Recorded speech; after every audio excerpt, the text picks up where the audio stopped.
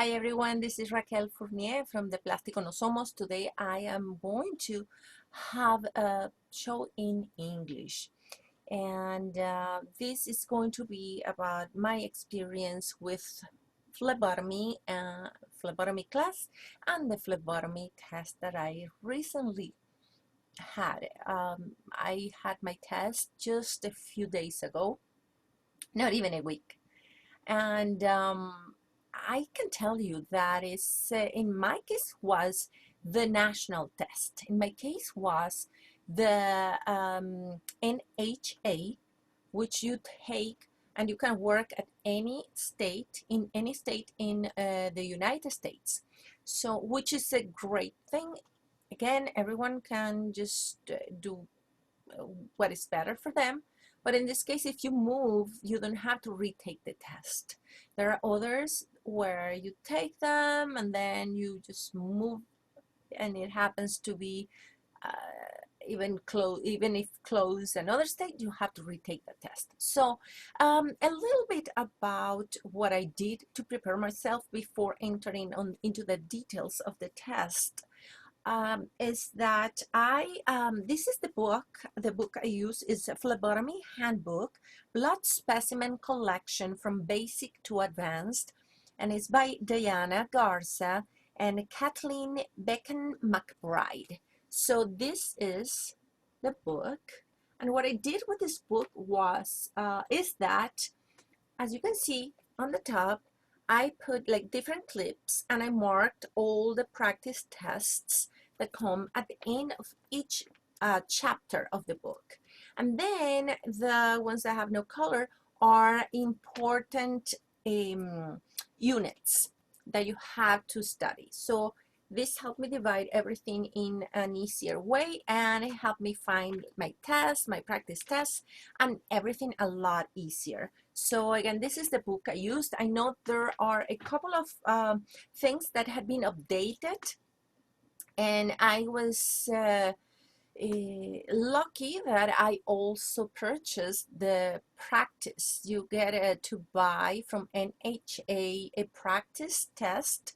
Is a practice course, so it gives you some pointers, some information, some updated information on things that are very important for phlebotomists.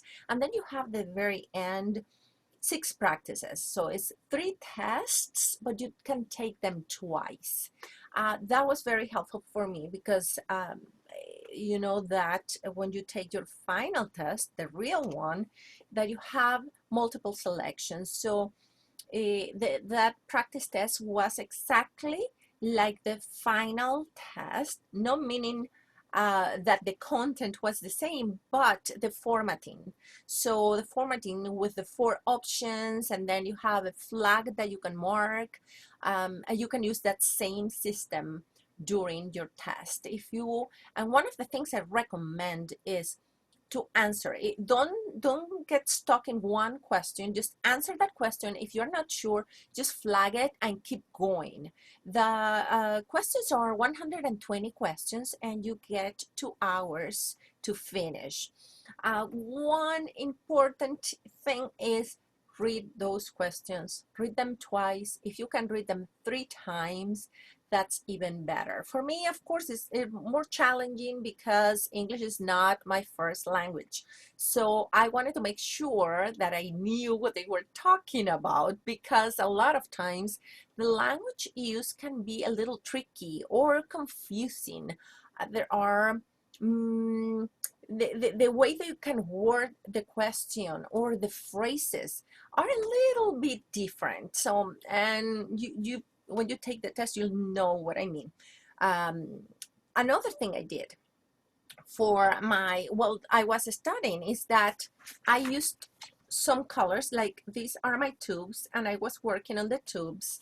So I added some colors and some graphics to my notebook, and that was helpful because while doing that, I was reading and studying. Important parts of your test, of course, are the tubes.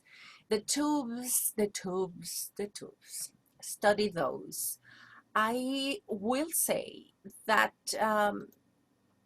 the tubes are maybe not going to be just named by colors, but instead by additive. So learn what color belongs to what additive. So when you know that back and forth, you'll definitely be able to answer a lot of the questions on the test. Another thing I did, I took a bowl and little pieces of paper, and I wrote a lot of the tests,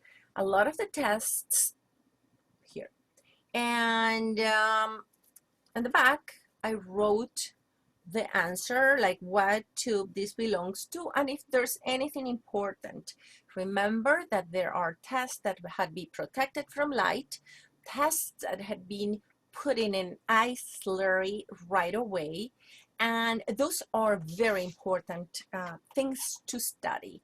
What tests should stay or remain at room temperature? So I put my tests there. So I will, even sometimes I didn't have a lot of time, but I will just pick 10, 15 tests and I will just read them randomly in some cases, again, if I didn't have a lot of time.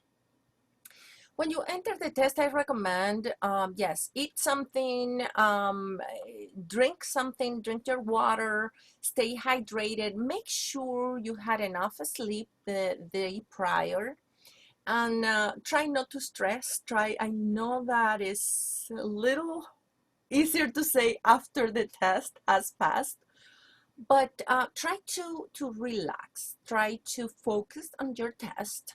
And I know that they will read you first all the instructions for the test. Pay attention to that. Try to stay calm. And then just focus on your test. There are, if you are going to be in a room with a bunch of people, the possibility is that not everyone is going to have the same test as you. So don't try to pick, just try to remember what you need to remember.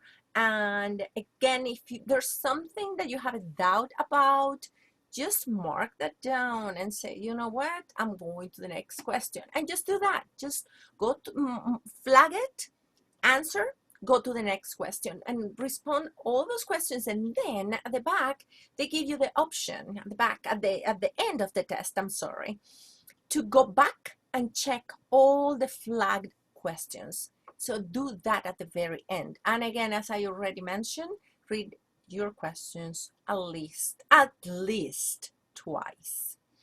Remember a lot of concepts that are very important: hemolysis, hemoglobin, erythrocytes, all those concepts that are so important for phlebotomists. Try to memorize, or at least to know what you're talking about and know those concepts. Another thing, and I have a couple notes here that are going to be helping me to give you more information about the 2020 test.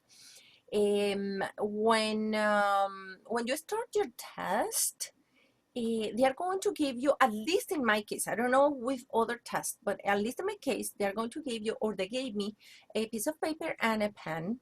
And with that, you can write down things that you might remember. And one of the best ways I started studying my tubes and remembering the order of draw, which is so important, and believe me, that you have to know, because that is going to be there in different questions. I just use you bring the best lollipops, girl. So it will be like the yellow, then the blue or light blue, then red, and then you go green, lavender, and gray. So you bring the best lollipops, girl. It will stick to you and you will remember in case you're nervous.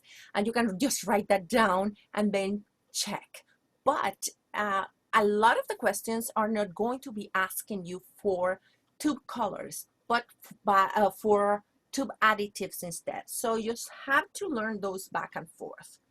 what tube color has what additive, and what tests I can use. For what test I can use what color. So that you have to more or less know. Some values might appear as well. Some values, learn the most important values that you usually use for point of care, and that will be always very helpful. Then after they handed us that piece of paper, the pen, they read the instructions, we were said, okay, well, now you can enter your code, you have a password, enter the password on the site. That's the NHA exam, and I did. Again, this is the national test, the one I took. The content in the tests is more or less the same, and I don't think the cost is going to differ that much from one and the other.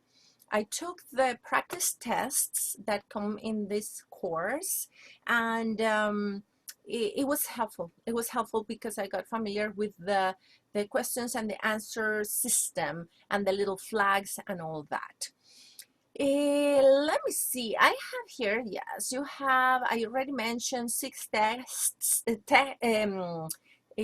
practice tests, and they are repeated twice. You cannot take them more than twice. After you take them the 6 times, you cannot go back and check the test ever again. So just to let you know. The questions in the test are 120 questions. They give you 2 hours to finish your test. Make sure, again, answer the questions you know faster and keep going. Answer one, take one option, even if you are not totally sure of the answer, flag it and keep going. You don't want to waste too much time in only one question. Then just learn your tubes again, as I mentioned, your yellow, light blue, red, green, lavender, and gray, and the additives too. Know what heparin, what color heparin is, the lavender, know what is plasma, and what are serum tubes. I did a lot of different things, and I put them in like columns and graphics, and it works for me. Again, I'm a visual person, so when I put the names of this, I make a list of the serum tubes and a list of the plasma tubes. It made it for me a lot easier to get and to understand, and then to be able to answer the questions for the test. And of course, yes, I passed just in case. The good thing is that I thought I had to wait like a couple of weeks or so. Nope, right there and then I got the answer, and the answer was I passed. So it was surprising because I was not even thinking that I was going to know. I thought, okay, well, I'm going to leave and they are going to let me know. So then I try to relax throughout the test. It can be a little stressing. In my test, there were a couple things going on because we were two people only in that room because of the pandemic, and the other person's computer was not working. They had to talk. They were on the phone, and I was taking the test, so it can be a little distracting. So just trying to focus on your test and your test only. That's why I mentioned that also earlier. And you will do good. You'll see. I have more of my notes here that yes, in big groups, the tests are going to be different. And let me say, yes, this is an important thing. You have to know what the Joint Commission, OSHA, CLIA, HIPAA, and all those concepts are. Who are they? What do they do? How do they regulate the phlebotomy and hospitals? That is extremely important, and you are definitely going to find a lot of questions about those entities. So learn who they are, learn what they do, learn what they regulate. That's a must. And if you don't remember the question, it happened to me that I had doubt in a few questions, and I just, when I went back, I changed the answers and I changed them to the correct ones. So I was like, oh my goodness, I'm so glad that I flagged them, because I wasn't sure. I was a little bit nervous at the beginning. So, and with all the stuff that was happening around, I yes, I think I couldn't think, but I had my paper and pencil, and that was helpful too. You have to learn uh, like similar words. They may try to confuse you with using different words than the ones you have used in class, but they are using words that mean the same thing. You have to know your needle angle. That's very important. What are the main veins where you can obtain your blood draw from? Which is the vein number 1, which is the number 2, which is the number 3. They may ask you about different scenarios. They might say, well, there's a person that has a mastectomy, there's a person that has this problem, and then you have to solve those and just select the correct answer from those options. There's what I already said is in my notes here, that yes, that I got my results right away. I stayed till the very end checking my test. You are not there just to leave early, because that doesn't show anything. You are there to do good. So if it takes you the 2 hours, and if you want to really review your test at the end, review the flagged questions, stay. You have 2 hours. So no one is going to be rushing you at all. They will tell you when there's only 15 minutes left, and 15 minutes is plenty to finish your test, to check your questions, and believe me, it's not that bad. Let me see what else I have here, my notes. Yes, I said already that this is what I did is the national test.